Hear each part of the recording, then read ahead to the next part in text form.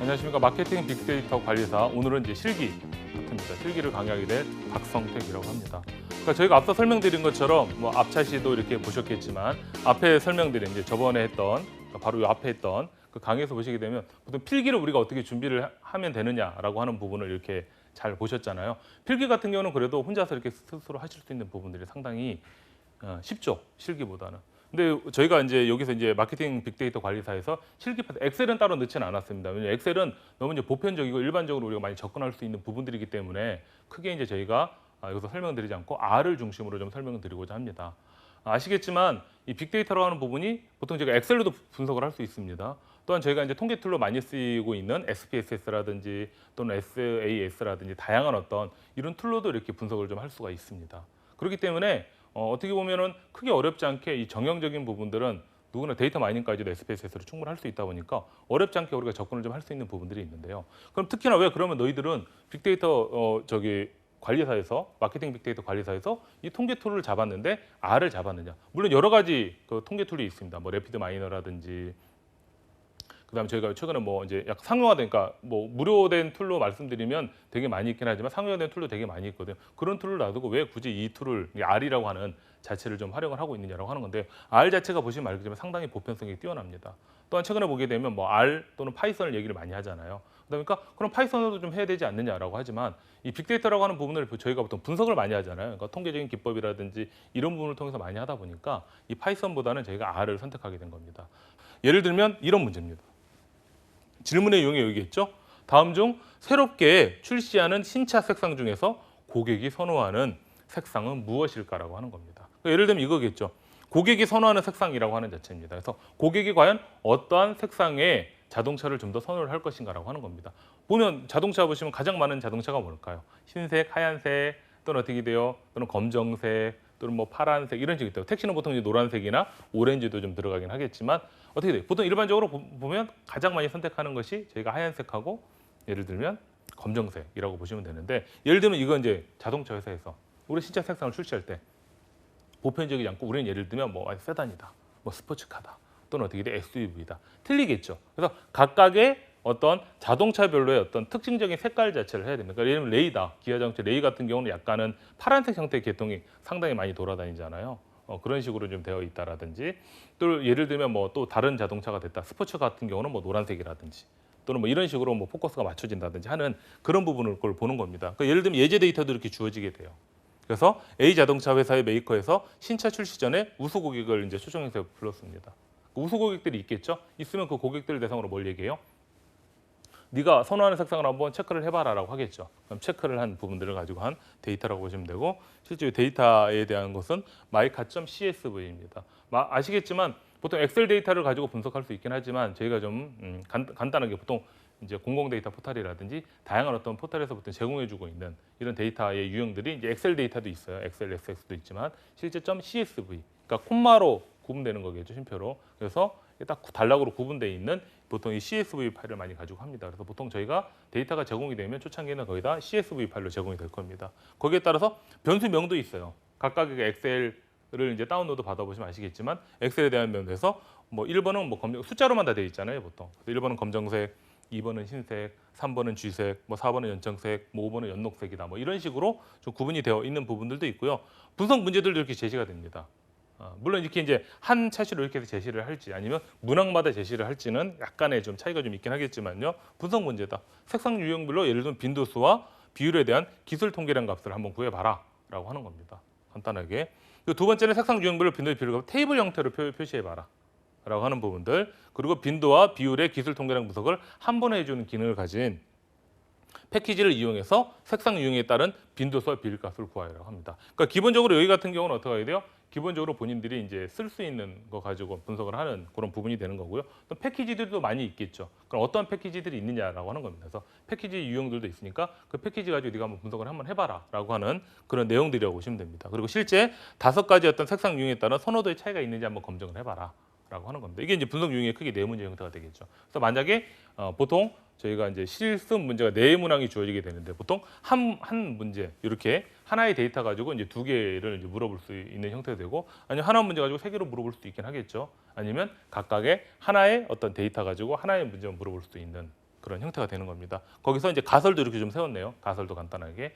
그래서 가설을 보시게 되면 이제 규모가설하고 이제 대립가설이 있는 겁니다. 이제 규모가설은 어떻게 하게 돼요? 보통 저희가 규모가설을 검증해서 대립가설을 채택하느냐 채택하지 않느냐라고 찾는 건데요. 중요한 게 바로 뭐예요? 대립가설이죠. 대립가설은 영구가설이라고 합니다. 처음부터 어떻게 하게 돼요? 그러니까 내가 선택, 영구, 그러니까 이것을 하고자 하는 가설이 바로 대립가설이라고 보시면 됩니다. 예를 들면 어떻게 돼요? 대립가설 보시면 새롭게 출시되는 신체 색상에 대한 고객의 선호도에는 차이가 어떻게 하게 돼? 있다라고 하는 거겠죠. 그러니까 있다. 나는 차이가 있다라는 것을 좀 알고 싶어요. 그러니까 있다라고 하는 부분들이 바로 뭐예요? 내가 하고자 하는 가설이잖아요. 영구가설입니다. 그래서 이걸 대립가설이라고 보시면 되고 이 규모가설은 처음부터 버릴 것으로 생각하는 가설. 즉 영가설이라고 합니다. 차이가 있다라고 하는 자체는 반대는 뭐예요? 차이가 없다라고 하는 부분들입니다. 그래서 이런 부분에 대해서 한번 검증을 실시를 해봐라라고 하는 겁니다. 그래서 이제 예를 들면 이제 교재에는 이렇게 내용들이 나와 있습니다. 뭐 다음 같이 한번 입력을 해보시면 테이블 같이 하면 칼라모를 출력하고 실제 결과가 이렇게 나오게 되겠죠. 뭐 1, 2, 3, 4, 5로 해서 실제 첫 번째 칼라를 선호하는 사람이 몇 명, 두 번째 몇 명, 세 번째 칼라 몇 명, 네 번째 칼라 몇 명, 다섯 번째 칼라 몇 명 이렇게 나와 있습니다. 물론 요 다음에 아까 그 설명드리는 것처럼 뭐 패키지를 활용해서 테이블화도 시키게 되고 다양한 것들까지도 다 해야 됩니다. 그런 것들을 통하게 된 다음에 이제 나오는 것이 바로 뭐냐면 마지막에 이제 이게 카이스케 테스트입니다.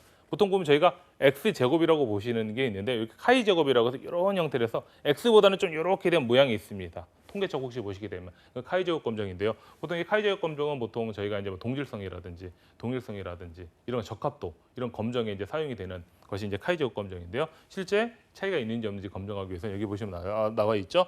카이스케 테스트를 실제 수행한 그 결과들입니다. 물론 보시면 아시겠지만 여기 보시면 되면 뭐라고 나와 있어요? 뭐 카이 제곱에 대한 것들 또는 DF에 대한 것들 또는 P-밸류에 대한 것들이 이렇게 값이 나와 있습니다. 보시면 P-밸류 값들이 쭉 나와 있죠. 그래서 P-밸류 값이 어떻게 나와 있어요? 0.000237이라고 되어 있습니다. 보통 저희가 이 가설을 채택하거나 기각할 때 기준을 잡는 것이 바로 0.05입니다.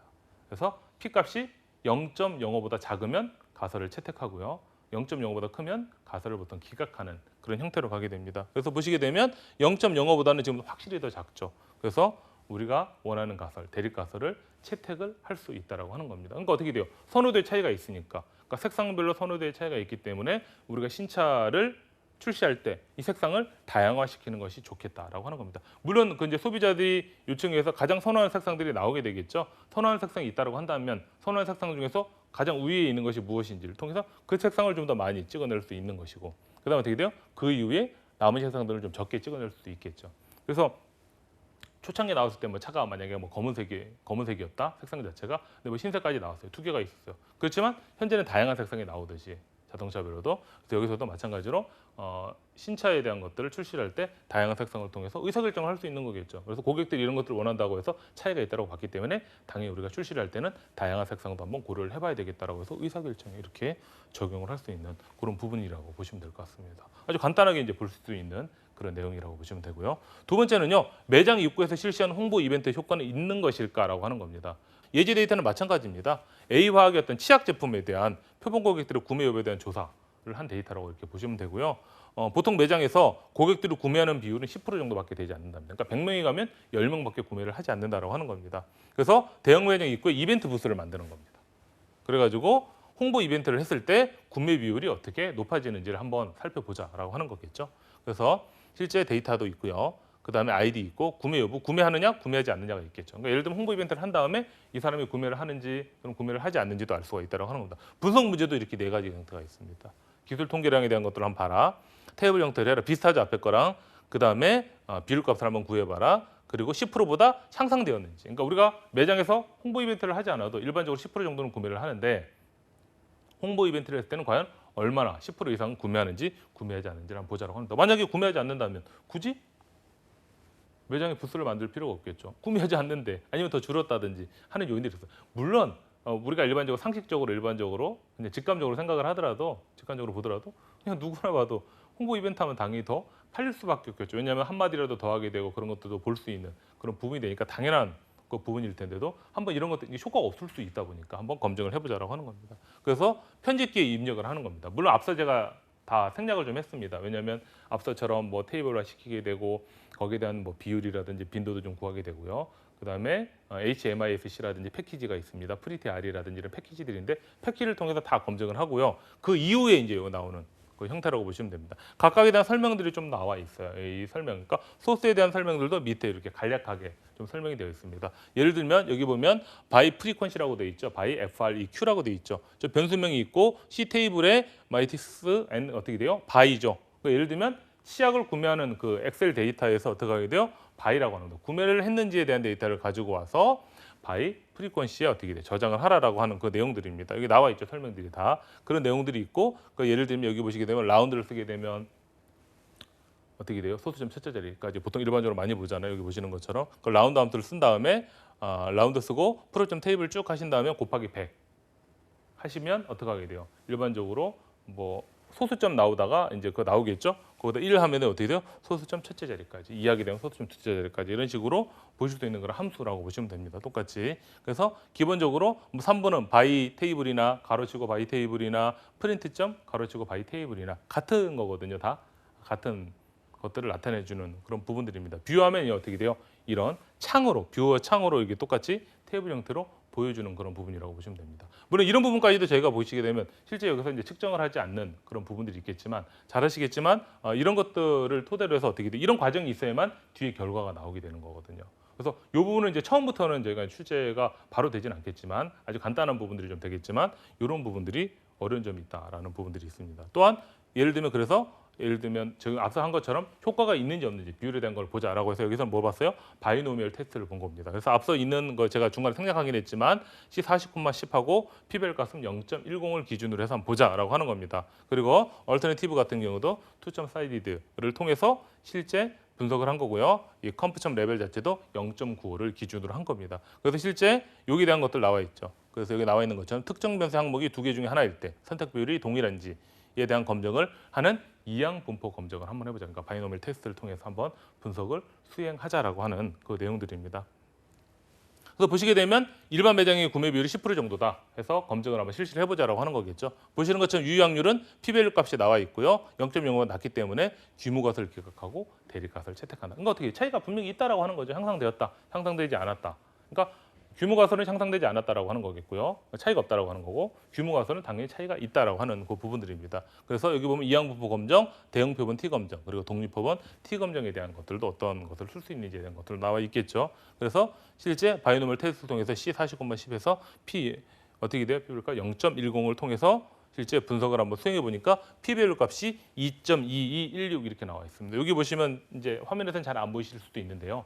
2216 이렇게 돼 있죠. 이거 여기는 영어로 이자가 돼 있죠. 얘는 뭐냐면 실제 소수점 자리에 16자리, 소수점 자리부터 16자리까지부터 시작을 해서 2가 나온다고 하는 겁니다. 그러니까 어떻게 돼? 아주 0에 가깝죠. 0.0000000000 어떻게 돼요? 뭐 2, 뭐 이런 식으로 간다라고 하는 겁니다. 그러니까 이렇게 만약에 숫자가 좀 나오게 되고 그다음에 문자가 이렇게 나오고 다시 뭐 이렇게 나오게 된다라고 한다면 이게 좀 틀려질 수 있거든요. 유형 자체가 이런 식으로 나오게 되면 얘는 아주 0에 가까운 값을 의미하는 거구나. 그럼 결국 어떻게 돼요? 0.05보다 작죠.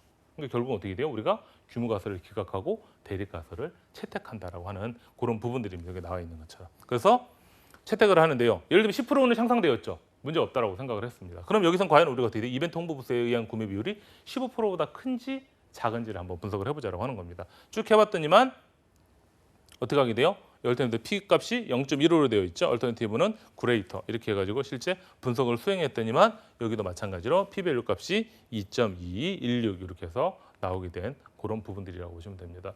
그다음에 이거는 어떤 특성을 가진 인재들을 채용해야 될까라고 하는 건데 마케팅하고 약간 좀 틀리긴 합니다. 그래서 이건 마케팅하고 약간 틀린 형태의 문제지만 약간 디시전 트리라고 해서 의사결정 나무를 활용하는 부분이 있어서 물론 마케팅에서도 있긴 하거든요. MDS도 있고 마찬가지로. 그래서 제가 보여드리려고 넣어놓은 그 부분이라고 보시면 됩니다. 예를 들면 우리가 기업의 입장에서는 어떤 특성을 가진 인재를 한번 채용해야 될까라고 하는 겁니다. 그럼 과연 어떤 특성을 가진 인재를 채용해야 될까? 그러니까 A 회사에서 실시한 경력 사원 채용 시 인터뷰 평가 결과 데이터를 가지고 실제 분석을 수행한 그런 부분이라고 보시면 됩니다. 그래서 당연히 마이휴먼즈 CSV라고 하는 CSV 파일이 똑같이 있고요. 변수명도 있습니다. 되게 많죠. 앞서는 변수명이 하나, 두 개죠. 아주 간단합니다. 그렇지만 뒤에 좀 갈수록 좀 더 분석 기법이 좀 고도화될수록 좀 더 어려워질수록 어떻게 하게 돼요?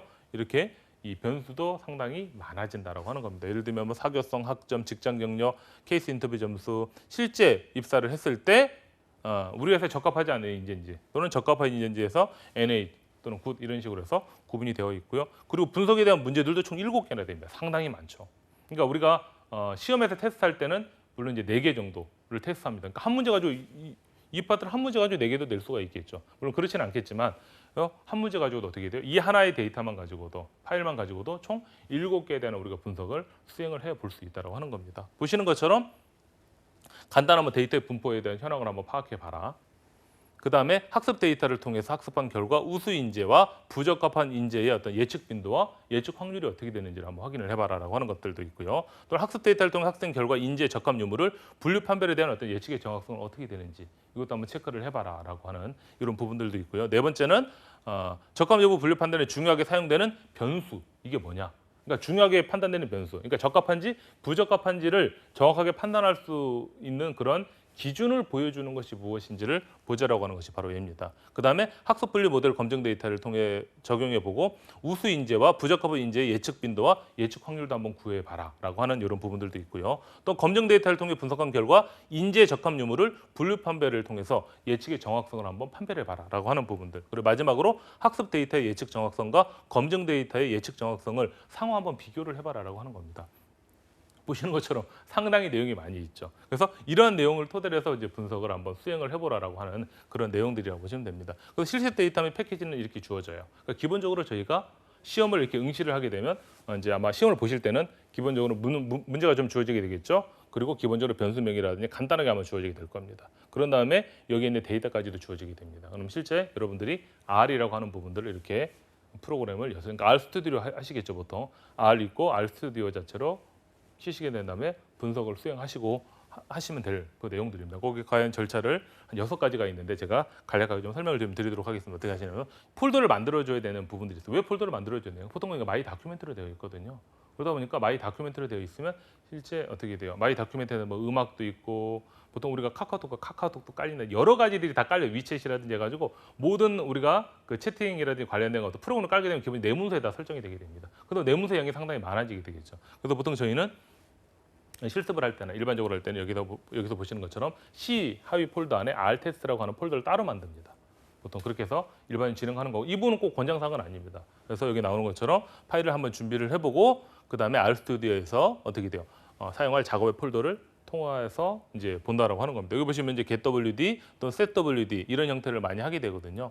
그래서 기본적으로 우리가 작업 폴더명이 어떻게 되는지 getWD 한번 해보시면 기본 마이 다큐멘트로 많이 나올 겁니다. 그 다음에 이제 setWD를 하셔서 우리가 폴더를 만들고 setWD를 하시게 되면 거기에 대한 어떤 폴더가 정확하게 읽히게 되는 그런 부분들이 되겠죠. 그걸 통한 다음에 어떻게 돼요? install packages party 그리고 library party 이렇게 되어 있습니다. 그래서 분류 의사결정을 해야 되죠. decision tree를 해야 되겠죠. 그러니까 분류 의사결정을 하기 위해서 분류 분석을 하기 위해서 기본적으로 쓰는 패키지가 바로 이 파티라고 하는 겁니다. 그래서 여기 보시게 되면 install.packages 이렇게 되어 있죠. 파티. 그러니까 기본적으로 이 R 같은 경우는 저희가 R 스튜디오를 쓰거든요. 실제 R이라고 하는 그 통계 툴이 있습니다. 근데 R은 화면이 하나잖아요.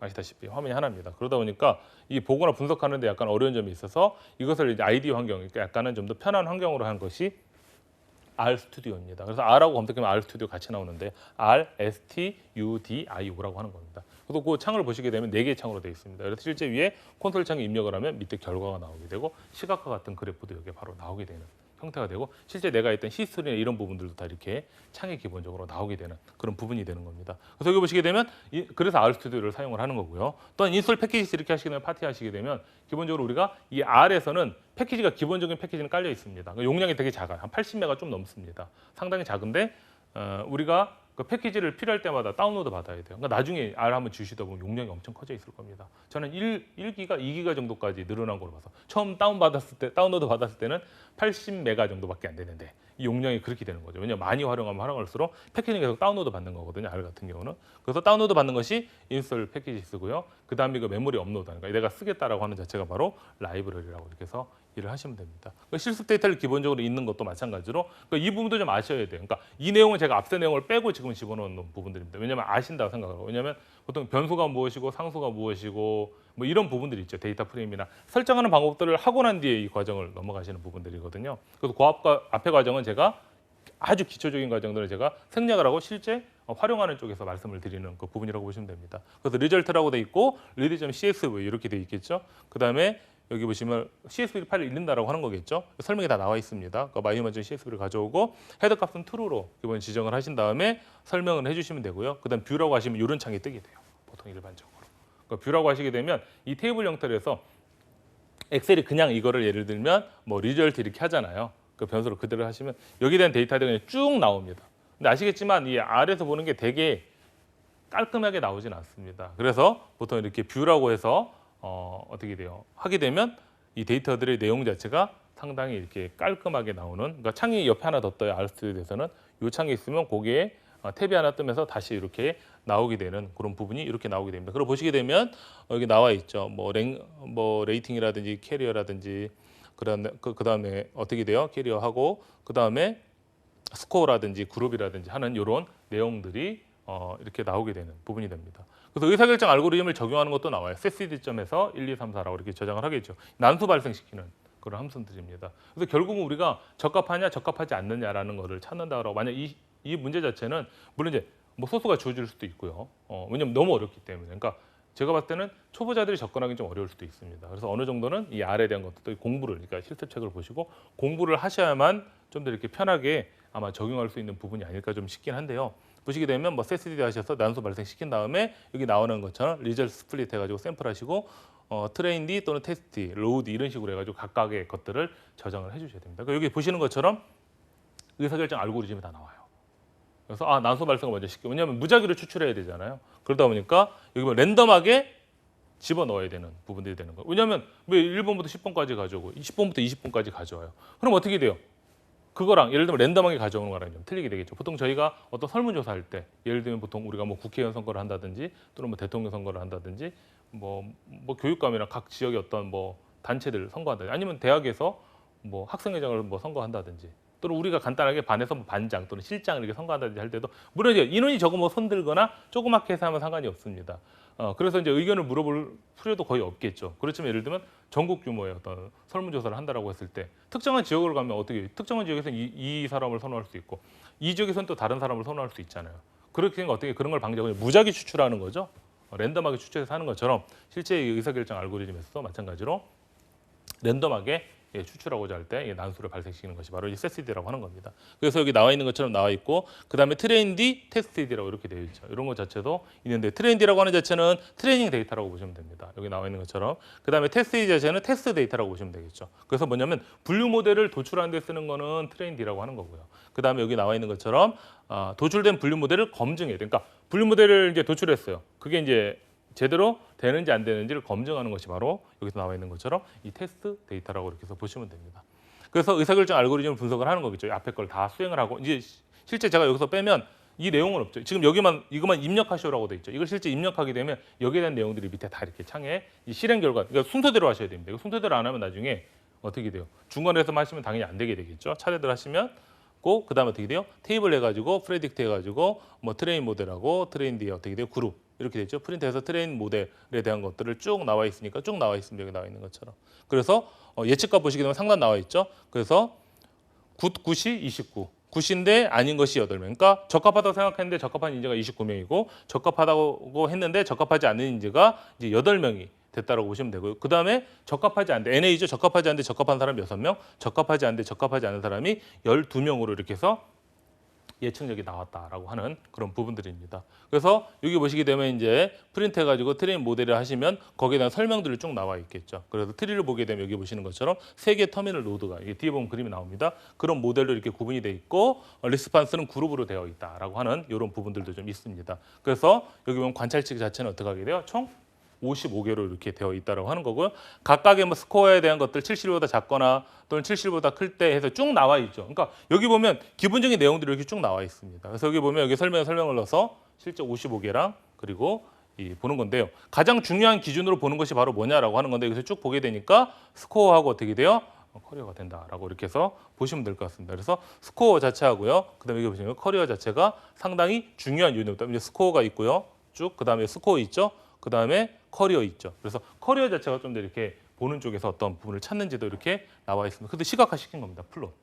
그래서 실제 여기 보시는 것처럼 플롯으로 이게 시각화를 시키게 되면 트레인 모델에 대한 것들을 시각화를 시킬 때 심플 형태로, 그러니까 간단하게 하게 되면 요거고 뒤에 보면 심플이 있는데요.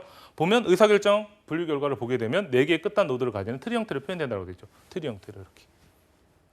그래서 제가 원래는 가장 좋은 게 이것을 이제 화면으로 설명하면 좋지만 30분 가지고 너무 부족합니다. 왜냐하면 지금 의사결정 나오면 요거만 하더라도 저희가 수업하면 1시간 반 정도에서 2시간 하거든요. 제가 지금 이 방송이다 보니까 간략하게 설명만 좀 드리는 거지 실제 실습하고 따라하면 1시간에서 2시간 정도 걸리는 그런 분량이라고 보시면 됩니다. 그래서 실제 스코어가 가장 많이 좀 차지하고 그다음에 스코어 다음에 어떻게 돼요? 커리어가 차지하는 비중들이 이렇게 높게 된다라고 보시면 됩니다. 이걸 심플로 하게 되면 좀 더 간단하게 아까보다는 구조를 할 수 있죠. 그래서 스코어가 나와 있고 그다음에 71보다 작거나 같을 때, 70보다 클 때라고 했을 때 또 차지하는 것이 커리어라고 하는 겁니다. 그래서 이런 부분들을 분석을 좀 수행을 할 수가 있고요. 그러면 테스트 모델, 트레이닝 했으니까 테스트해야 되겠죠? 테스트 모델을 통해서 쭉 이렇게 하게 됩니다. 그래서 실제 분석을 다 수행을 해봤더니 어떻게 나와 있어요? 굿이라고 하는 인재가 굿인 게 8명, 굿인데, 그러니까 좋은 인재인데 좋지 않은 게 3명, 좋지 않은데 굿이라고 하는 인재는 없죠. 근데 좋지 않은데 좋지 않다라고 하는 인재 4명이 된다고 하는 겁니다. 그러니까 분류의 정확도가 상당히 아까보다는 좀 더 높아졌다고 볼 수 있는데 제가 봤을 때 좀 그래요. 왜냐하면 아직까지도 그렇잖아요. 좋은 우수한 인재라고 생각을 했는데 우수하지 않는 인재가 3명이 나온 겁니다. 그러니까 이런 부분은 좀 더 우리가 봤을 때는 그러니까 여기서는 적합하다고 볼 수 있긴 하지만 실제는 그런 부분이 아닌 거예요. 그래도 어떻게 보면 의사결정 나오니까 데이터 분석을 통해서 이런 결과가 나올 수 있다고 하는 자체가 상당히 괜찮은 그런 부분이라고 보시면 됩니다. 또한 실기 문제도 이렇게 낼 수 있어요. 예를 들면 이렇게 저희가 기본적으로 이렇게 소스 코드를 주고요.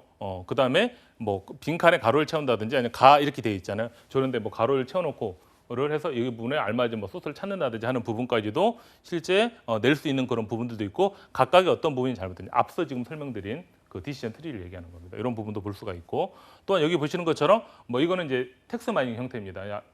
뭐 올해 출제는 하지 않겠지만 향후 이제 출제를 할 수 있는 그런 부분들인데 이게 텍스트 마이닝 비정형이겠죠. 그래서 여기서 쓸 수 있는 그 패키지들을 통하고 그리고 실제 이런 부분들이 어떤 것을 의미하는지 중요한 부분들을 찾는 건지 대한 것들도 이렇게 해서 기본적인 내용들까지도 다 이렇게 집어넣을 수 있는 부분들입니다. 그러니까 보시는 것처럼 R 자체는 좀 상당히 어려운 그런 부분들이 좀 있습니다. 그렇지만 여러분들이 한번 그 교재에 있는 내용들을 좀 따라해 보시고 좀 더 해보시면 쉽게 좀 접근할 수 있는 부분이 아닐까 싶습니다. 오늘 제가 설명드린 것은 좀 더 약간 어려운 부분을 좀 설명드린 거고 실제는 기본적인 부분들을 좀 더 가지고 좀 하고 그다음에 약간의 어려운 문제들도 이렇게 출제가 된다라고 이렇게 보시면 됩니다. 그러니까 구체적인 사항들 같은 경우는 이 생사선모 홈페이지라든지 또는 이렇게 교재를 이렇게 살펴보시면 될 것 같습니다. 오늘 강의 소개 마치도록 하겠습니다. 감사합니다.